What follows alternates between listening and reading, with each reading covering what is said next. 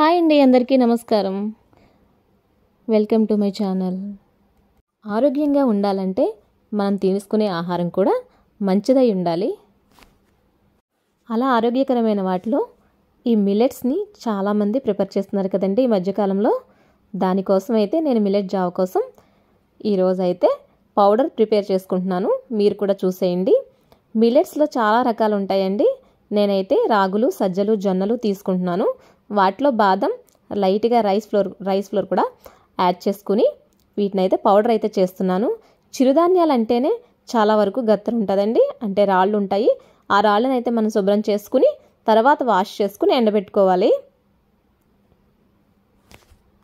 ఈ రోజుల్లో చాలామంది ఈ మిల్లెట్స్ జావను అయితే ప్రిపేర్ చేసుకుంటున్నారు. వాటిని ఇంట్లోనే మనం ప్రిపేర్ చేసుకుంటే ఇంకా హెల్తీగా మనకి పౌడర్లు బయట నుంచి కాకుండా ఇంట్లోనే బాగా చేసుకునేలాగా మనం ప్రిపేర్ చేసుకుందాం. వీటన్నింటిని బాగా వాష్ చేసుకోవాలండి. చిరుధాన్యాలు అంటే డెఫినెట్గా ఎంత నీట్గా ఉన్నా కూడా గత్తర ఉంటుందండి. చూడండి ఎంత మురికొస్తుందో. ఎంత స్టోర్లో తెచ్చుకున్నా కూడా ఇలా మురికైతే ఉంటుంది. నేనైతే రాగులు, సజ్జలు, జొన్నలు, బాదం ఇవన్నీ తీసుకుని వాటిని చిరుధాన్యాల్లో చాలా రకాలు ఉంటాయండి. నేనైతే ఈ 4 రకాలే తీసుకున్నాను. డైలీ ఒక గ్లాస్ ఈ జావ తాగితే మనకి టిఫిన్ అవసరం ఉండదండి. మార్నింగ్ టిఫిన్ స్కిప్ చేసి ఈ జావను తీసుకుంటే చాలా ఆరోగ్యం. పిల్లలకి, పెద్దలకి అందరికీ మంచిదండి. ఇది మిల్లెట్ జావ అంటున్నారు కదా.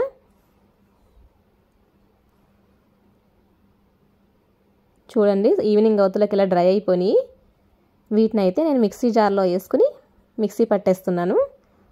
మిల్లుకి పంపించుకోవచ్చండి. మిల్లుకి కూడా పంపించుకుని దగ్గరలో మిల్లు ఉన్న వాళ్ళైతే మిల్లుకి పంపించుకుని పట్టించేసుకోవచ్చు పిండి కింద. 1 నెల 2 నెలల వరకు మనకి పౌడర్ సరిపోతుందండి. 2 గ్లాసుల వాటర్కి 2 టేబుల్ స్పూన్ అయితే పెద్ద టేబుల్ స్పూన్తో వేసుకుంటే జావ అయితే బాగా పర్ఫెక్ట్గా వస్తుంది.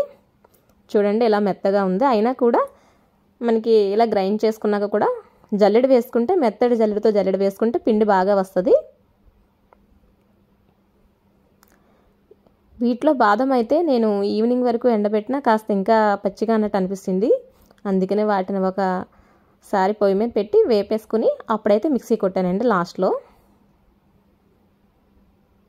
చూడండి ఎంత మెత్తగా గ్రైండ్ చేశాను.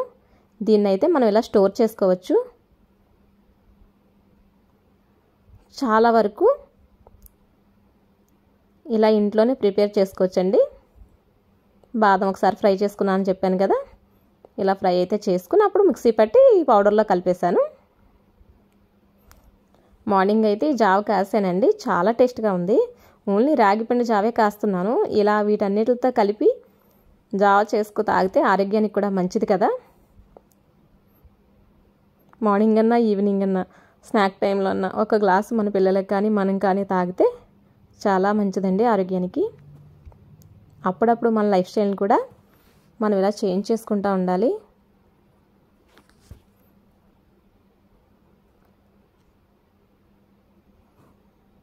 జావ అయితే ఇలా నేను ప్రిపేర్ చేసుకుని సర్వ్ చేసేసుకుంటున్నానండి. గ్లాస్లోకి అయితే సర్వ్ చేసేసుకున్నాను.